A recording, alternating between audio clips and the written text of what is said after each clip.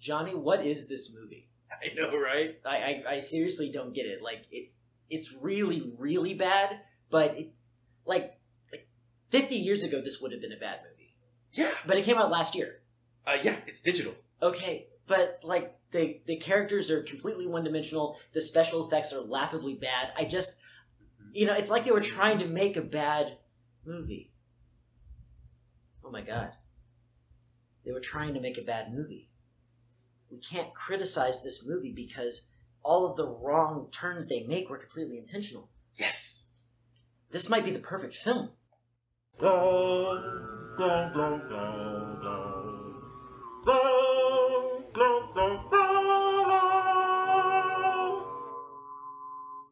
Thank you, and welcome to Quite Contrary, the only show that reviews Rise of the Robots. That's true. We, literally might be the only one. Although, he actually did put out a good promo for it. But who is he?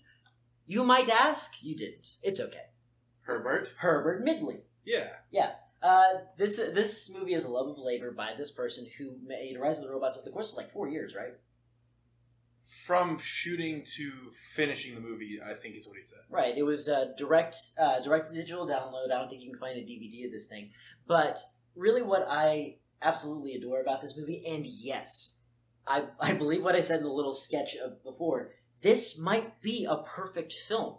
It takes no missteps when it comes to what it was trying to do. It knows exactly what it is. Yes. That's what's so much fun about it. Yeah.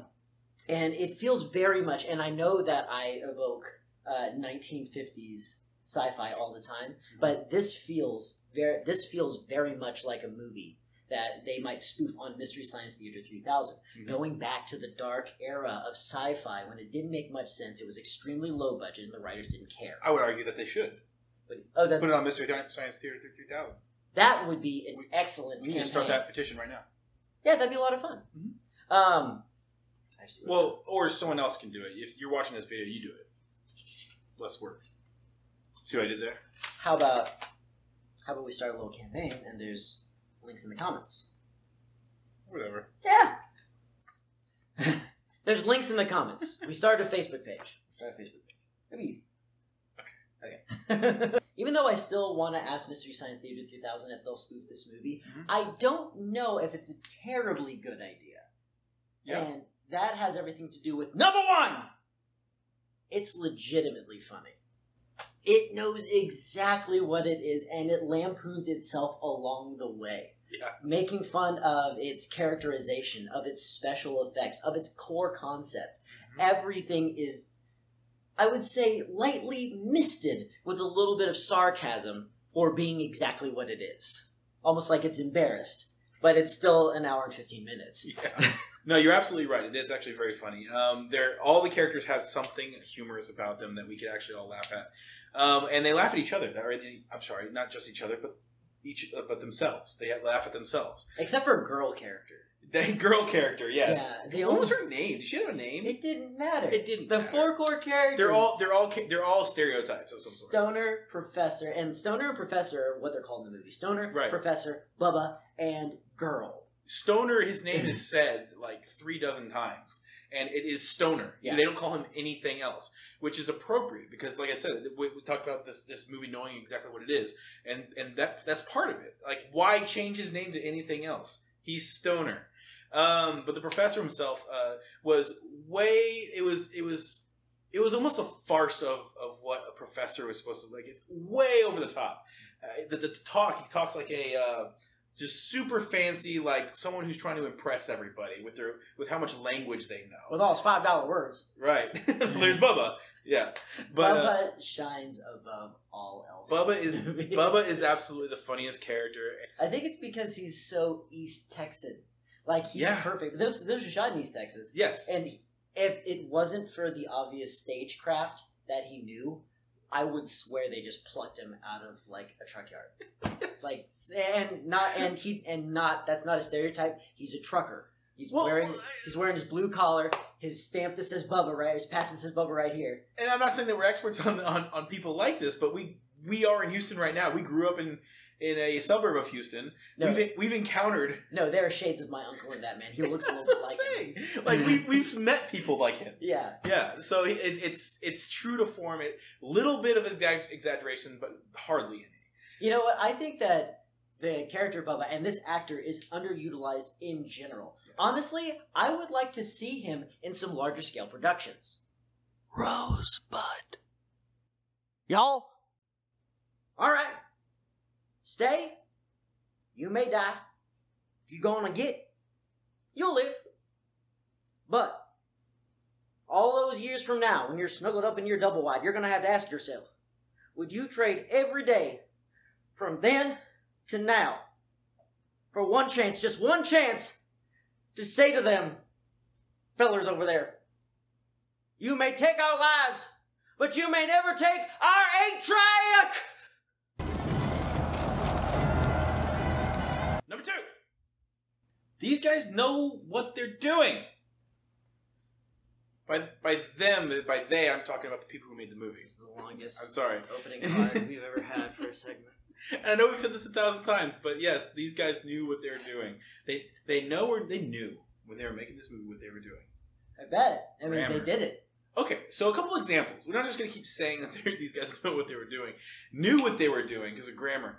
But there was a segment in here what they called the RNN, the Robot News Network. Yes. That was one particular scene, little setup, where it's exactly what it sounds like. It's CNN. It's robots, not people, sitting behind a desk, and they're telling you about what's going on Earth. Surprisingly good. And that's what makes the production of this whole thing shine through, is that they knew how to make a really good film. Absolutely. But they chose this genre, they chose these gags, they chose these effects specifically to drop the production down to exactly where they wanted it to be. And that's what I meant in the beginning when I said this might be a perfect film, because they never took a misstep. It reminds me of Rocky Horror Picture Show. Yeah. Lots of people dislike that movie because it's hokey and it's stupid. But if you look at it, scene by scene, they never failed to accomplish what they were going for. Right. No, absolutely. I agree.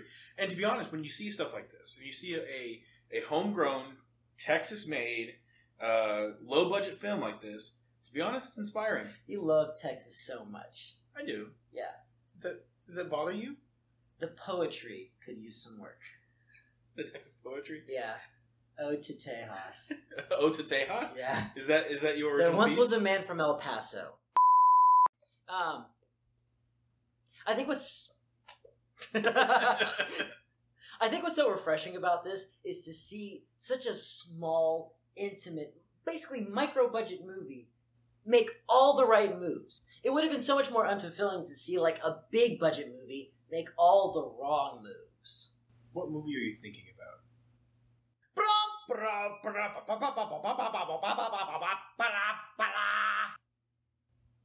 That's not fair, Zach. Links in the description. No. Number 3, it is mercifully short. Just like that opening card. You could learn a thing or two. No, this movie is 1 hour and 15 minutes long. Mm-hmm. And the reason that I find that so remarkable... Because it's appropriate. Because it's a movie. And right. Movies are like 2.5 hours long minimum nowadays. Mm-hmm. And the thing is that, like we said before, these guys knew exactly what their product was. Mm-hmm. Yeah, no, absolutely. Like, this movie and porn are two different media that are getting shorter and shorter all the time. Maybe for some. But the thing is that this movie, while being a love letter to classic sci-fi of the 1950s, is also kind of a joke, just like we mentioned before. Right. And the thing about a joke is that you can't tell it too often. Or too long. Exactly. What is it that Shakespeare said about that?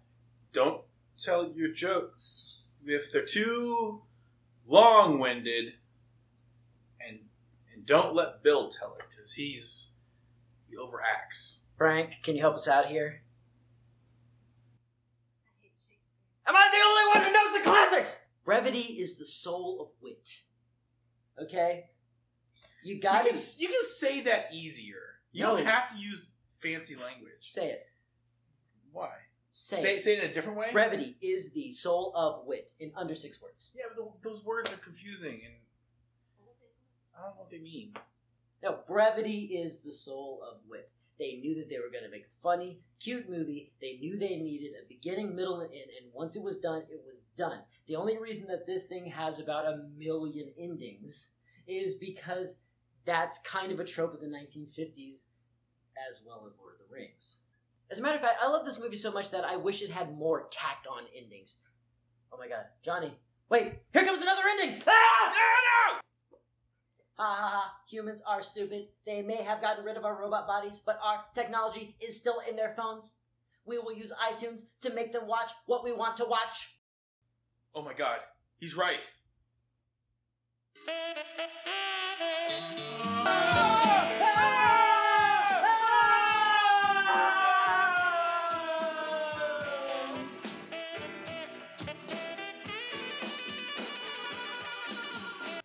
That's our show, ladies and gentlemen. Thank you so much for hanging out all the way to the very, very end. We really do appreciate it. And we appreciate the creator of Robots. Rise of the Robots! And we appreciate the creator of this fine movie, Rise of the Robots, Mr. Herbert Midgley. We hardly knew ye. I only said that because that rhymes. You know what, Herbert? You call yourself the internet legend, so it sounds like you like seeing yourself online. You are actually in our Comic Palooza video. I saw you. You were at our booth. Just go watch. But we do want to say that we absolutely adore this film. If you like cheesy sci-fi, go watch it. I say that with utter confidence because we know that that's what they were going for. Before we go, if you like t-shirts like this one, I review t-shirts on the channel that's going to be down there. I'm going to put it right there. No. Yeah, that's where it's going. Click there. There's t-shirt reviews. Click there. Yeah.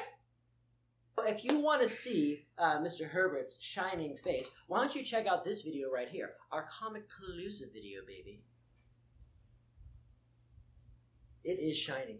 It is. Is that like a glaze? Is and that if you want... Is that a honey glaze? What do you do? No, stop it. Why is it